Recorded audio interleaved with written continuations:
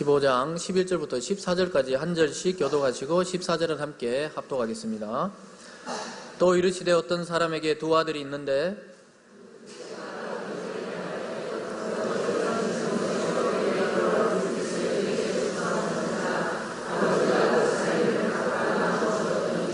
그 며칠이 안 되어 둘째 아들이 재물을 다 모아가지고 먼 나라에 가 거기서 허랑방탕하여 그 재산을 낭비하더니 다 없앤 후 그 나라에 크게 흉년이 들어 그가 비로소 궁핍한지라. 아멘. 네, 두 구절만 더 함께 읽겠습니다. 31절, 32절은 함께 합독으로 읽겠습니다. 31절, 32절입니다. 시작. 아버지가 이르되 예 너는 항상 나와 함께 있으니 내 것이다 내 것이로되 이 내 동생은 죽었다가 살아났으며 내가 잃었다가 얻었기로 우리가 즐거워하고 기뻐하는 것이 마땅하다 하니라. 아멘. 오늘 본문 말씀을 중심으로 아버지의 마음으로 라는 제목으로 하나님의 말씀 증거하겠습니다.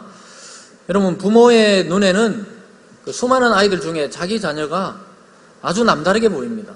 완전히 다르게 보여요. 이 초등학교 애들 마치고 이렇게 코로나 앞에서 딱 애들 예전에 1학년, 2학년 때 마중 나가보면 그 수많은 아이들 중에서도 다 귀엽죠.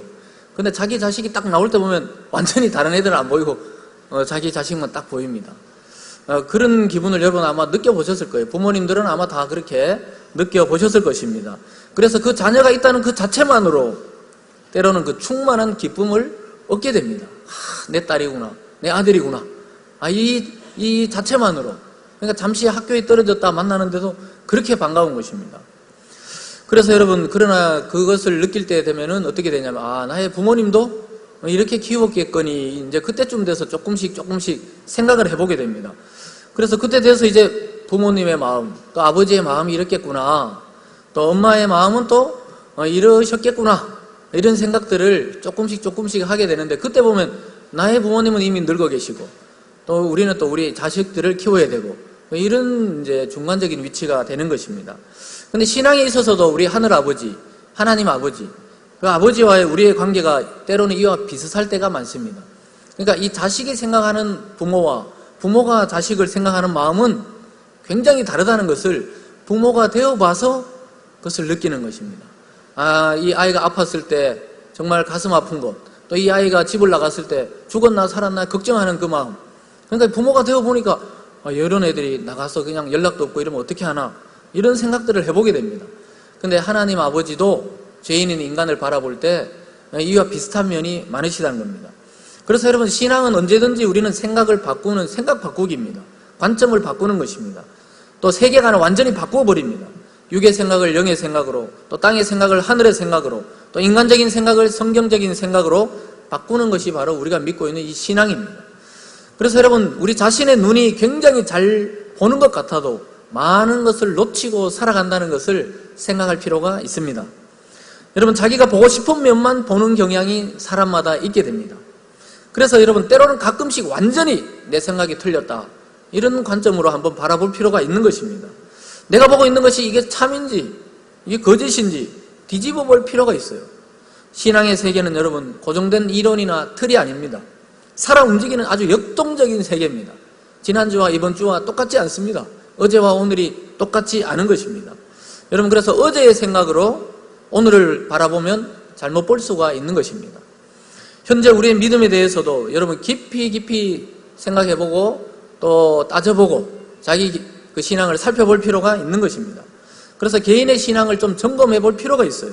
내가 진짜 참된 그리스도인으로 이 삶을 살아가고 있는지, 아니면 하나님이 나의 신앙은 지금 용납하고 계시는 건지, 인정하는 신앙인지 생각해 볼 필요가 있는 것입니다. 왜냐하면 오늘 이 두 아들의 모습을 보면 아버지의 생각과 완전히 다르다는 것을 알게 될 것입니다. 우리는 그냥 매주일 종교 생활 하듯이 그냥 그럭저럭 예배 드리고 그냥 오늘 또 왔다 가고 이런 느낌으로 살아서는 안 된다는 것입니다. 그래서 교회에 여러분 조금 오랫동안 다녀본 분들은 오늘의 이 비유를 잘 아실 것입니다. 주님께서 하나님 아버지의 그 마음을 이야기하면서 잃어버린 그 세 가지에 대해서, 잃어버린 양과 잃어버린 드라크마, 오늘 잃어버린 이 아들에 대해서 예화를 드시면서 하나님이 그 죄인을 얼마나 사랑하시는지 그 유대인들에게 이야기해주고 있는 장면입니다. 그 중에서 오늘 마지막 세 번째 비유가 바로 잃어버린 아들에 대한 비유입니다. 그래서 예전에는 우리가 돌아온 탕자 이런 연극도 하고 이런 제목으로 많이 알려진 이야기인데요. 근데 오늘 본문을 자세히 보면은 둘 다 잃어버린 아들이었어요. 잃어버린 아들에 대한 그 두 아들에 대한 이야기입니다. 그래서 여러분, 이것은 예수님과 유대인들의 생각 차이, 또 유대 종교 지도자들과 예수님의 생각 차이를 그때 잘 보여주고 있습니다. 더 나아가서는 하나님과 인간의 생각 차이, 그 마음의 차이를 보여주고 있습니다. 오늘 본문을 통해서 여러분 관점의 차이를 한번 느껴보세요. 그리고 우리가 지금 나는 어느 지점에, 둘째 아들의 지점에 서 있는지, 아니면 이 마지의 입장에 서 있는지, 아니면 하나님 아버지의 마음으로 내가 살아가고 있는지 점검해 보시기를 바랍니다. 그래서 공동체와 사회 속에서 나의 이 고정관념을 깨내시고 자기 마음속에 있는 이 종교적 우상들을 제거하고 하나님의 마음과 그리스도의 관점으로 바뀌는 시간 되시길 주님의 이름으로 축원합니다. 오늘 첫 번째로는 두 아들을 둔 아버지가 등장합니다. 오늘 본문 첫 구절에 보면요, 어떤 사람에게 두 아들이 있었다 이렇게 말씀합니다. 그 중에 둘째 아들이 어느 날 오더니, 아버지, 나중에 아버지 죽으면 줄 재산을 나에게 미리 주세요. 이 말은 유대 관습에서 굉장히 불손한 것입니다.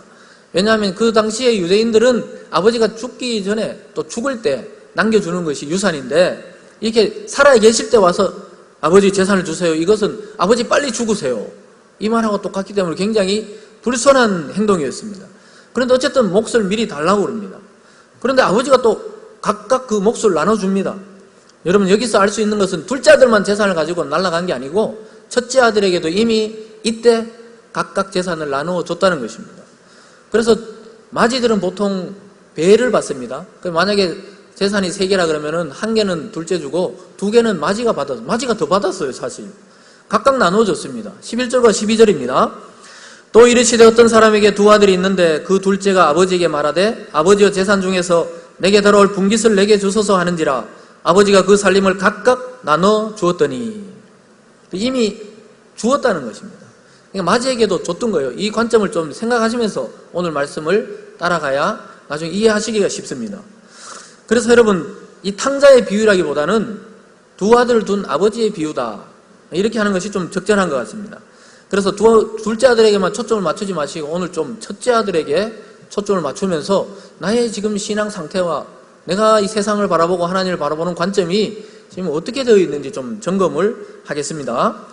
그래서 결국은 둘째 아들만이 아니라 늘 아버지 곁에 있었다고 생각했던 맏아들도 회개하고 아버지 품으로 돌아와야 하는 존재임을 우리가 깨닫게 될 것입니다. 그래서 오늘 첫 번째 먼저 둘째 아들의 그 마음의 상태를 한번 살펴보겠습니다. 마음속에 이 우상이 있었어요.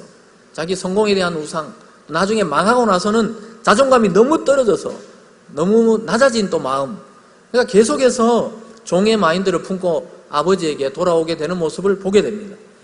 그래서 여러분, 결국은 재산을 달라 그래서 그것을 가지고 먼 나라로 떠납니다. 그래서 성경에서 4글자로 말해요. 허랑방탕했다. 허랑방탕. 싹 없애버렸다는 거예요. 싹 다 썼다는 거예요. 그러고 나니까 친구들도 거뒀다 보지도 않고 결국은 돼지 치는 자가 되었다. 여러분, 유대인들은 돼지를 부정한 동물로 이야기합니다. 레위기에 가보면 부정한 동물이라고 이야기해요. 근데 그것을 치고 있고 그 돼지 우리에 같이 돼지랑 산다는 것은 낮아져도 완전히 낮아져서 밑바닥에 들어갔다는 그런 말씀입니다. 근데 어느 날 되니까 배가 너무 고파요. 근데 자기 재산은 없고 이제 친구들 찾아가도 만나주지도 않습니다. 여러분, 사람이 얼마나 냉정한지 아세요? 돈이 있을 때는 옆에 붙어요. 근데 돈이 없으면 아무도 안 찾아옵니다. 단 한 사람도 안 찾아와요. 전화 오면 돈 빌리려고 그럴까봐 빨리 끊습니다. 바쁘다 그러고. 그러니까 그렇게 자기 주위에 모였던 사람이 어느 날 다 사라진다는 거예요. 옛날에 우리 IMF 왔을 때 그래서 좀 중소기업이라든가 자기가 사업을 하던 분들이 어려워지니까 아무도 안 찾아오더래요. 아무도 전화도 안 받고. 그때 굉장히 자괴감을 느꼈다. 이런데 우리가 미리 깨달으셔야 돼요. 여러분, 이 지금 둘째 아들이 망하고 나니까 아무도 안 찾아왔어요. 아무도 먹을 걸 주는 사람이 없었습니다. 결국은 돼지가 먹는 그 쥐염 열매를 먹으려고 배를 채우려 했지만 그것마저도 주는 자가 없었다, 이렇게 말합니다. 여러분, 그때 어느 날 그렇게 살다가 어느 날 문득 아버지 집이 생각났어요. 아니, 그 풍족한 아버지 집에서는 종들도 먹을 것이 풍족한데 내가 지금 왜 이러고 있나. 안 되겠다. 내가 이제 다시 한번 아버지 집에 돌아가서 종으로 삼아달라고 부탁드려 봐야 되겠다. 이런 마음을 가지고 아버지에게 나옵니다. 그는 회개했지만, 돌아섰지만 그 낮은 자존감이 휩싸여서 종의 마음으로 아버지께 자꾸 나가려고 합니다. 여러분, 둘째 아들의 마음의 우상이 뭡니까? 너무 낮아진 자존감입니다. 자기가 회개하고 다시 돌아왔는데도 다시는 아버지가 용서하지 않을 것이라는 그 위태위태한 자기 모습을 보면서 자기 자신이 우상이었어요. 자기 자신을 못 넘어서고 있어요. 그래서 17절과 19절에서 이렇게 이야기합니다. 이에 스스로 돌이켜 이르되 내 아버지에게는 양식이 풍족한 품꾼이 얼마나 많은가. 나는 여기서 주려 죽는구나. 내가 일어나 아버지께 가서 이르기를 아버지 내가 하늘과 아버지께 죄를 지었사오니 지금부터는 아버지의 아들이라 일컬음을 감당하지 못하겠나이다. 나를 품꾼의 하나로 보소서 하리라 하고. 여러분, 둘째 아들의 마음이 어떻습니까? 더 이상 자기는 이제 아들 자격이 없다는 거예요. 아들 자격이 없고 난 그냥 종으로 살아도 아버지 집에 살고 싶다고 이제 이야기합니다. 생각합니다. 여러분, 지금껏 자기가 아버지께 한 행동에 초점을 맞추니까 이런 결과가 나타납니다. 아버지와 아들은 그 관계가 끊어지는 것이 아닌데도 불구하고 자기가 했던 행동, 아버지 재산을 주세요. 아버지 빨리 죽으라는 거라 그랬죠. 그러고는 또 그 재산을 며칠 뒤에 싸가지고 먼 나라에 가서 허랑방탕해서 다 써버렸습니다.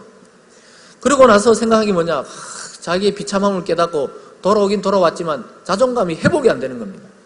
여전히 자기 행동에 아직까지 초점을 맞추고 있는 것입니다. 그래서 아버지 집 품꾼으로 생각하면 차라리 마음 편하겠다 생각한 거예요. 우리도 그럴 때가 있죠. 막 죄에 깊이 빠져 있을 때 하나님께 나오긴 나와야 되는데 차라리 막 천국 중에서도 제일 낮은 데 보내주세요. 뭐 그런 건 없습니다. 그런데도 그런 마음으로 우리가 살아갈 때가 있다는 것입니다. 그러나 아버지의 마음은 어떻습니까? 이 아들이 생각했던 것과 완전히 다르다는 것을 알게 됩니다. 아버지는 그 아들을 한 번도 종으로 생각하지 않았어요. 재산을 달라 그럴 때나 재산을 들고 나갔을 때나 재산을 다 탕진하고 지금 돌아올 때나 아버지는 여전히 아버지의 마음으로 아들을 바라보고 있었던 것입니다. 여러분, 그래서 저 멀리서 둘째 아들이 얼굴이 보이자마자 자기가 달려나갑니다. 달려나가서 그를 안습니다. 그 목과 목이 어금 맞춰서 안다. 이 말은 막 엉엉 울었다는 것과 비슷한 이야기입니다. 그래서 아들이 자기를 종으로 생각해 달라고 그럽니다. 자기가 생각했던 대로, 자기가 연습했던 대로 아버지, 나는 하늘과 아버지께 죄를 지었으니까 저를 용서해 주세요. 그리고 이제 품꾼으로, 종으로 삼아주세요. 이렇게 이야기합니다. 그런데 아버지는 절대로 그렇게 이야기하지 않습니다. 바로 그냥 아들의 직위, 아들의 권위, 아들의 영광을 그대로 회복시킵니다. 22절과 24절에서 이렇게 말합니다. 아버지는 종들에게 이르되 제일 좋은 옷을 내어다 입히고 손에 가락지를 끼우고 발에 신을 신기라. 그리고 살찐 송아지를 끌어다가 잡으라. 우리가 먹고 즐기자. 이 내 아들은 죽었다가 다시 살아났으며 내가 잃었다가 다시 얻었노라 하니 그들이 즐거워하더라. 여러분, 제일 좋은 옷을 입혀라는 거예요. 손에 가락지를 끼워라. 이 말은 이제 위치를 다시 그 신분을 회복시키는 겁니다. 거기다 발에 신발을 신겨라. 종은 신발을 안 신었어요. 종이 아니라는 거예요. 아들이라는 거예요. 아들. 여전히 너는 내 아들이다. 깨끗이 씻기고 깨끗이 옷을 입히고 깨끗이 가락지를 끼고 신발을 씻겨서 그리고 나서 거기다가 잔치를 합니다. 살찐 송아지를 끌어다가 잡으라. 여러분, 돼지고기가 맛있습니까? 소고기가 맛있습니까? 이건 질문입니다. 네? 소고기 중에서도 송아지가 맛있을까요? 늙은 소가 맛있을까요? 네? 그래서 그 유명한 요리 중에 송아지 고기 요리가 있어요. 저는 단 한 번도 먹어본 적이 없습니다. 언제든지 사주시면 먹을 의향이 있다는 것을 기억하시면서, 이건 진리는 아니지만 송아지를 잡으라는 거예요. 그러니까 정말 귀한 손님 왔을 때 나중에 키워서 일소가 될지 또 암소가 될지 모르는데 그걸 잡아서 그냥 잔치를 벌려서 이 자식에게 준 겁니다. 여러분, 이것은 뭡니까? 아들과 아버지의 생각 차이, 마음의 차이가 이렇게 난다는 거예요. 우리를 생각하시는 하나님 아버지의 마음과 여러분들의 그 형편에서 생각하는 마음이 완전히 다르다는 것을 보여주고 있습니다. 여러분, 그 당시 유대인들과 예수님의 생각 차이를 보여줘요. 지금 우리가 읽지는 않았지만 이 15장 1, 2절에 보면 그 바리새인과 서기관들이 예수님이 죄인들하고 음식 먹는다, 창녀들과 논다, 또 세리들과 놀고 있다, 이것을 굉장히 미워했었어요. 그때 비유 3가지를 통해서 이렇게 이해시키고 있는 것입니다. 하나님은 그런 마음이 아니라는 거예요. 여러분, 우리가 때로는 교회에 처음 나오신 분들 보면 되게 어색해합니다. 우리의 관점으로 볼 때 저 사람들 아직 저런 행동하네, 이런 행동하네, 이럴 때가 많아요. 그리고 담배를 못 끊거나 술을 못 끊는 분들이 바로 오자마자 잘 안 끊기거든요. 그런 분들을 볼 때 우리가 때로는 우리 마음속에 아직 저러네, 이럴 때가 있어요. 그렇지만 우리가 좀 관점을 넓힐 필요가 있습니다. 교회 처음 나온 사람들이 교회 문화를 모를 수가 있어요. 여러분 그럴 땐 생각하셔야 돼요. 나는 이렇게 생각하고 내 감정은 이러지만 하나님이 저 사람을 생각하는 것은 다르다. 하나님은 저 사람도 지극히 사랑해서 자기 자녀로 부르셨구나, 이런 생각을 가지시기 바랍니다. 그래서 오늘 본문에서 아버지에게서 우리가 뭘 배우게 됩니까? 한 생명을 아주 귀하게 여기시고 어떤 죄인이라도 회개하고 믿음으로 하나님을 받아들이고 주님을 받아들인다면 기쁨으로 맞이하시는 그 하나님의 마음을, 또 하나님의 시선을 발견할 수가 있다는 것입니다. 우리 모두에게 그런 마음이 임하기를 바랍니다. 오늘 또 두 번째 보면 맏아들의 마음과 아버지의 마음의 차이를 좀 살펴보려고 합니다. 오늘 좀 맏아들에 대해서 좀 깊이 좀 생각을 해보기를 원합니다. 왜냐하면 우리가 오랫동안 신앙생활을 하다 보면 이 맏아들과 같은 신앙적 고정관념, 또 종교적 행위들에 빠지기가 쉽기 때문입니다.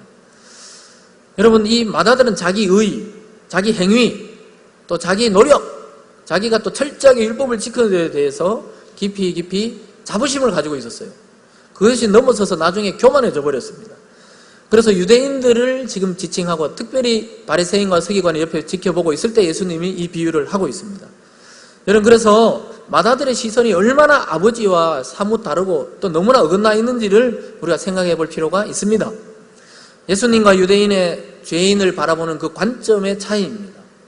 맏아들은 모든 재산을 탕진하고 창기들과 어울려 놀고 또 방탕한 삶을 살았던 그 동생이 돌아왔을 때 아버지가 이 잔치를 열어준 것에 대해서 끝끝내 못마땅해야 합니다.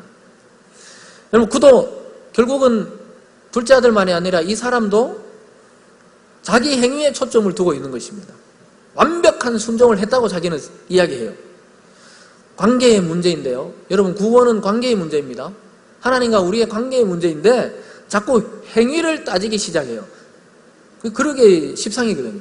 이 자기가 특히 또 뭔가 행동을 잘하고 있다고 할 때 남을 정죄하기가 쉬워요. 그러니까 오늘 이 맏아들이 좀 그런 형편에 지금 빠져 있습니다. 그는 집 안에도 안 들어와요. 집에 가까이 오는데 막 풍악 소리가 들리는 거예요. 막 어떤 풍악인지 모르겠지만 풍악 소리가 들리고 있었어요. 그 밖에서 듣다가 보니까 이게 뭔 소리지? 종을 불러냅니다. 자기가 들어가지 않고 종을 일단 불러내요. 이게 무슨 소리냐? 종에게 물어보니까 종이 이 차 저 차에서 자기 둘째 아들이 건강하게 돌아왔는데 아버지가 너무 기뻐서 송아지를 잡아서 잔치를 벌였다. 그러니까 막 열받아 버렸어요. 막 분노하기 시작합니다. 자기는 아예 잔치 자리에 들어가지 않겠다, 이렇게 얘기합니다. 그러니까 결국은 아버지가 또 문 밖으로 나와요. 둘째 아들을 마중으로 나갔던 그 아버지가 이번엔 또 맏아들을 마중 나가서 권합니다. 28절에서 이렇게 말합니다. 그가 노하여 들어가고자 하지 아니하거늘 아버지가 나와서 권한대. 그러니까 청하는 것입니다. 야, 이렇게 해서 지금 들어가자, 이렇게 청하고 있습니다. 근데 아버지가 나와서 이렇게 권하면 보통 순종해야 됩니다. 근데 그는 자기가 맞다는 거예요. 자기가 막 성을 내면서 내가 지금까지 아버지께 어떻게 해드렸는데 나를 이렇게 취급할 수 있느냐, 이렇게 따지기 시작합니다. 여러분, 종교적으로 보면 유대인들이 얼마나 율법을 완벽하게 지키려고 했습니까? 그래서 이 유대인들의 그 우월의식을 주님께서 꼬집고 있습니다. 자기들과 어떻게 이방인들과 죄인들과 또 세리와 창기들과 우리가 똑같냐고, 똑같이 구원받을 수 있냐고 이렇게 생각했습니다. 그래서 여러분, 우리가 어떨 때는 막 우리가 저 사람 죄 짓는 거 봤는데 죄 짓다가 막 갑자기 교회 회개하고 누가 전도해가지고 딱 왔어요. 그럴 때 내가 저 사람 분명히 죄 짓는 걸 봤는데 내가 어떻게 저 사람하고 똑같겠어. 난 다르다고. 이렇게 우리가 생각하는 입장이 바로 맏아들의 입장입니다. 여러분, 자기는 아버지의 말씀을 철저하게 지켰다, 여기에 초점을 맞추고 있습니다. 그 말씀을 지킨 행위에 또 초점을 맞추고 있습니다. 그리고 동생은 허랑방탕했다, 완전히 아버지의 재산을 다 탕진했다, 이런 놈에게 지금 잔치를 베풀 수 있냐, 나는 그런 자리에 들어갈 수 없다, 이렇게 이야기하면서 아버지에게 불만을 토해냅니다. 29절부터 30절까지 말씀에 이렇습니다. 아버지께 대답하여 이르되 내가 여러 해 아버지를 섬겨 명을 어기며였거늘 내게는 염소 새끼라도 주어 나와 내 벗으로 즐기게 하신 일이 없더니 아버지의 살림을 창녀들과 함께 삼켜버린 이 아들이 돌아오매 이를 위하여 살찐 송아지를 잡으셨나이다. 굉장히 대조적이죠. 염소 새끼도 안 잡아주더니 여기는 지금 살찐 송아지를 잡아주냐? 그 맛있는 고기를 해줘요? 나는 질긴 염소도 고기도 안 주고 내 벗하고 놀게 하지도 않으시더니 이렇게 이야기를 하는 것입니다. 굉장히 비교하고 있죠. 시기하고 있습니다. 그러면서 본문에서 자기 동생이 돌아오매 이렇게 말 안 하고 이 아들이 돌아오매, 완전히 다른 사람 취급합니다. 자기와 관계없는 사람이라는 거예요. 그 아버지 입장에서는 둘 다 아들이었습니다. 둘 다 아들이에요. 죄를 많이 진 아들이고 죄를 적게 진 아들이든 아들이에요. 아들. 그 관계에 초점을 맞춰야 되는 것입니다. 근데 한마디로 말해서 내가 어떻게 아버지를 섬겼는데, 내가 철저하게 그 아버지를 섬기고 순종했는데 나에게 이렇게 상처를 줄 수 있습니까? 여러분, 행위와 업적에 포인트를 두면 이런 실수를 우리가 신앙 안에서 범할 수가 있다는 것입니다. 여러분, 우리가 얼마나 이런데 누이에 빠지는지 몰라요. 얼마나 시기하는지 모릅니다. 그래서 여러분, 심리학에서도 그 마지 컴플렉스가 있어요. 마지들이 끝까지 부모를 책임지려고 그러는 게 그 컴플렉스라고 그럽니다. 그건 실제로는 끝까지 그냥 부모님께 인정받으려고 그래요. 끝까지. 그래서 이 마지들은 참 짐을 안고 있으면서도 끝까지 부모님들을 이렇게 모시려고 노력하는 이유가 왜 그러냐? 심리학에서는 그걸 컴플렉스라고 그래요. 컴플렉스. 왜냐하면 사랑을 끝까지 더 좀 받고 싶어 하는 겁니다. 여러분, 그렇다고 부모를 막 내팽개치는 게 아니에요. 잘 보살피시되 사랑으로 또 은혜로 이렇게 보살펴야 된다는 겁니다. 근데 신앙생활 할 때도 이럴 수가 있어요. 우리가 오랫동안 한 교회에서 신앙생활 오래 하시다 보면 마지 컴플렉스가 드러납니다. 저 정도는 아니야. 저건 아니야, 저거. 그래서 어떻게 됩니까? 형의 시선과 아버지의 시선이 다르듯이 관점이 완전히 다릅니다. 여러분, 우리가 살핀 대로 그 첫째 아들도 이미 재산을 2몫이나 받은 거예요. 한 몫은 둘째 동생이 갖고 가고 2몫이나 받고 있었습니다. 맏아들이 그때 2몫의 유산을 이미 받아놓고도 자기가 억울해하는 겁니다. 그리고 이어지는 아버지의 말 속에 맏아들을 향한 그 아버지의 사랑이 그대로 드러납니다. 여러분, 31절과 32절 함께 읽어보실까요? 시작! 아버지가 이르되 예 너는 항상 나와 함께 있으니 내 것이다 내 것이로되 이 내 동생은 죽었다가 살아났으며 내가 잃었다가 얻었기로 우리가 즐거워하고 기뻐하는 것이 마땅하다 하니라. 아버지가 나와서 뭐라 그럽니까? 아버지 이렇게 저렇게 이렇게 해서 내가 이렇게 순종했는데 아니 이럴 수가 있습니까? 저는 들어갈 수 없습니다. 이럴 때 아버지가 예 이렇게 부릅니다. 우리도 왜 그냥 이놈아 이렇게 할 때하고 다르게 얘야 이렇게 할 때 부드러운 말인데요, 이 원어적인 의미도 그렇습니다. 아주 친밀한 사이에서 말하는 거예요. 아주 친절하고 친밀하게 부드럽게 예 이렇게 말하고 있습니다. 얘야 너 항상 나와 함께 있지 않았느냐? 그러면 뭐냐? 내 죽고 나면 이거 전부 네 거다 이 말입니다. 내 것이다 이 말이에요. 근데 네 동생은 어디서 연락도 없이 카카오톡도 없고 문자도 없이 살다가 살아 돌아왔는데 이거 죽었다가 사는 거 아니냐고. 그래서 우리가 기뻐하고 같이 즐거워하는 것이 당연한 거 아니냐고 이렇게 설득을 합니다. 여러분, 아버지는 이미 형에게 재산도 나누어주고 또 나머지 재산도 전부 네 거다고, 앞으로도 재산 모으고 있으면 전부 네 거 된다고 이렇게 이야기합니다. 그러니까 함께 잃었다가 다시 찾은 동생과 함께 기뻐하자, 함께 잔치자리로 들어가자 이렇게 권하고 있습니다. 이것은 예수님이 이 땅에 오셔서 죄인들인 그 세리와 창녀들의 친구로 살면서 그 구원을 시키는 일을 시기하고 못마땅했던 유대인과 유대 종교 지도자들을 비유하고 있어요. 이 사람들아 그러지 말고 그 고정관념을 깨고 들어와서 같이 그 잔치자리에서 즐거워하자. 이 죄인들이 기뻐하고 또 죄인들이 구원받는 것 하늘 아버지께서는 똑같이 기뻐하고 잔치를 연다. 야 기뻐하자, 기뻐해. 이렇게 이야기를 하는 것입니다. 여러분, 그래서 유대인들의 종교적인 우상과 교만을 지적하고 계십니다. 하나님의 말씀을 맡은 민족이 맞아요. 구약에서 이스라엘 같은 민족이 없습니다. 하나님이 말씀을 십계명을 그대로 모세를 통해 줬고 또 오고 오는 모든 민족과 다르게 구약의 그 수많은 시간 속에서 하나님이 이스라엘만 정말 사랑하셨어요. 그들에게 율법을 주셨습니다.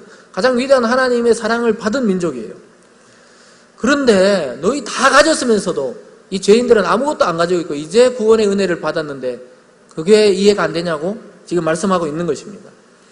그래서 여러분, 어떤 민족보다 하나님의 사랑을 이미 받은 자들입니다.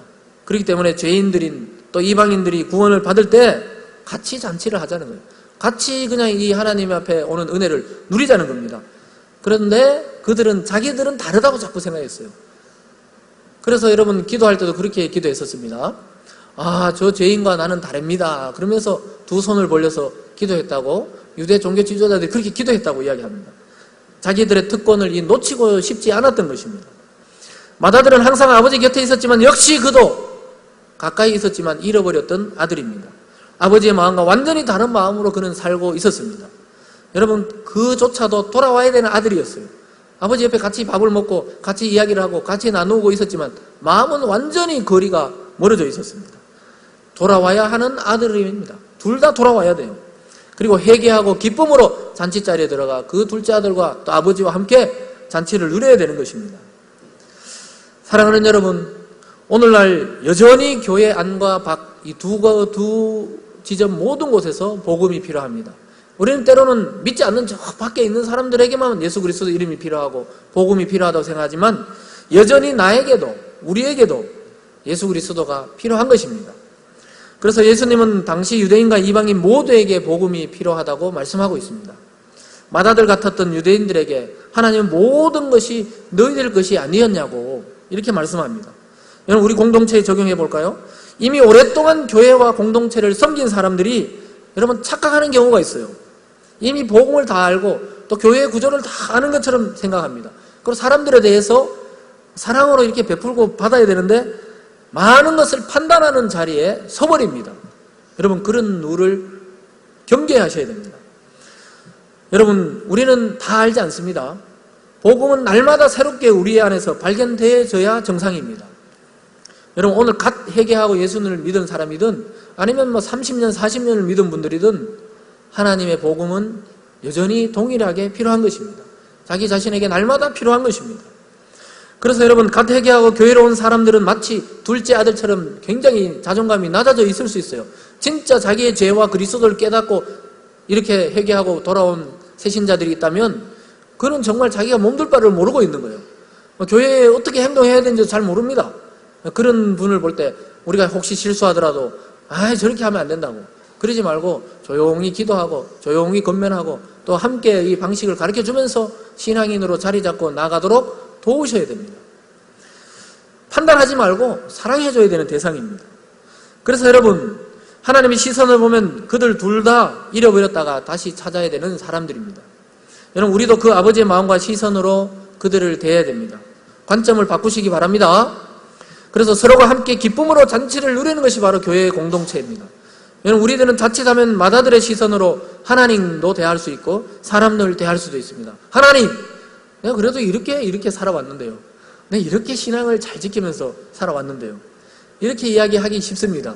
그때 정신을 팍 차리세요. 이거 내가 맏아들 증후군에 빠져 있구나. 그러기 쉽습니다. 그래서 하나님 것이 모두 우리 것입니다. 시기할 필요가 없어요. 저 사람 더 사랑받네, 이 사람 안 받네, 저 사람은 저 축복을 더 받았네, 나는 안 받았네, 이럴 필요가 없는 세계입니다. 왜냐하면 하나님이 그러잖아요. 내 것이 전부 너희 것이다, 이렇게 말씀하고 있습니다. 그래서 여러분, 다른 사람을 시기할 필요 없는 세계 속으로 이미 들어왔습니다. 우리는 예수 그리스도 안에서는 차별이 없느니라. 그 말이 뭐냐면 시기할 필요가 없어요. 그리스도와 바른 관계, 하나님 아버지와 바른 관계만 여러분 맺어져 있다면 절대 다른 사람하고 비교하거나 시기하거나 질투할 필요가 없는 세상 속에 이미 우리가 들어왔다는 것을 믿으시기 바랍니다. 믿으시기 바랍니다. 너무 빨리 이야기해버려가지고 놓쳤어요? 그 세상 속에 들어와 있는 거예요. 우리가 이 교회 본당에 들어오면 이 혜택을 누리는 것처럼 그리스도 안에 이미 들어와서 하나님의 사랑과 그리스도의 은혜를 누리고 있는 것입니다. 여러분, 맏아들도 충분히 이미 아버지의 사랑을 받고 있었던 것입니다. 여러분, 그런데 어떤 세계든지 새로 들어오는 사람에 대해서 굉장히 경계합니다. 제가 옛날에 사회생활 할 때 진행자로 살았잖아요. 그런데 새로 딱 들어오잖아요. 그럼 선배들이 막 잘해주는 것 같지만 또 굉장히 경계해요. 왜냐하면 그 영업이 달렸잖아요. 영업. 자기들이 가는 행사에 제가 값버리고 더 잘해보면 안 되는데 이렇게 하면서 그렇게 외곽 지역만 돌려요. 그런 경우들이 있어요. 딱 새로 들어오잖아요. 굉장히 경계합니다. 여러분, 어떤 조직이나 마찬가지예요. 여러분, 대학교에 들어가 보세요. 특히 음악이나 미술이나 예술 하는 데 가면 군대보다 더 돌립니다. 새벽같이 운동장 돌리고 군기를 그렇게 잡아요. 왜 그렇습니까? 야, 잘 되더라도 우리를 밟지 말라고 이렇게 이야기하는. 그 음악하는 후배들 예전에 보니까 정말 있잖아요. 군대에서 그 기합 받는 건 아무것도 아니더라고요. 새벽같이 가요. 새벽같이. 그건 희한하다. 성곽하는데 왜 새벽 4시, 5시에 집합을 시킬까? 집합을 시켜. 운동장을 돌리고 머리를 박고. 여자분들도 똑같이 그렇게 훈련을 받아요. 훈련을. 왜 그렇습니까? 새로 오는 사람들에게 경계를 하는 거예요. 경계. 근데 여러분, 때로는 교회 내에서 그럴 수 있어요. 우리가 새신자가 오거나 새로 또 교회를 옮겨올 때 마음을 활짝 열으셔야 돼요. 경계할 필요가 없어요. 똑같이 고백하시는 분이면 스타일이 좀 달라도 우리가 경계하지 말고 품어야 됩니다. 아, 똑같이 우리는 죄인인데 나 좀 빨리 왔었고 이 사람 이제 왔구나, 이렇게 생각하시면서 받아들여야 되는 것입니다. 여러분, 오늘 본문의 두 아들은 모두 잃어버렸던 아들이었습니다. 아버지와의 거리의 문제가 아니에요. 한 아들은 멀리 떠나갔고 다른 나라로, 한 아들은 가까이 있었지만 둘 다 잃어버린 아들이었습니다. 왜냐하면 아버지의 마음과 달랐어요. 아버지의 관점과 달랐습니다. 아버지의 시선으로 보면 모두 다 이해됩니다. 그래, 이해된다, 이해돼. 너 그렇게 오해했구나. 그렇지만 이만저만 하니까 들어와라. 또 그리고 둘째 아들은 오니까 너 종으로 삼아주세요. 그럴 필요 없다. 너 내 아들이다. 죽었다 살아났다. 이렇게 반겨주셨습니다. 여러분, 마음속에 혹시 깊이 뿌리 내리고 있는 종교적인 고정관념, 종교적인 우상, 종교적인 교만이 있습니까? 뽑아내시고 관점을 새롭게 하시기 바랍니다. 그래서 여전히 나에게도 복음이 필요하구나, 이것을 깊이 인식하셔야 됩니다. 예수 그리스도가 필요하구나, 여전히 나는 오늘 또 죄인으로 살아가고 있구나, 이것을 깊이 인식할수록 하나님의 은혜와 사랑이 필요함을 깨닫게 됩니다.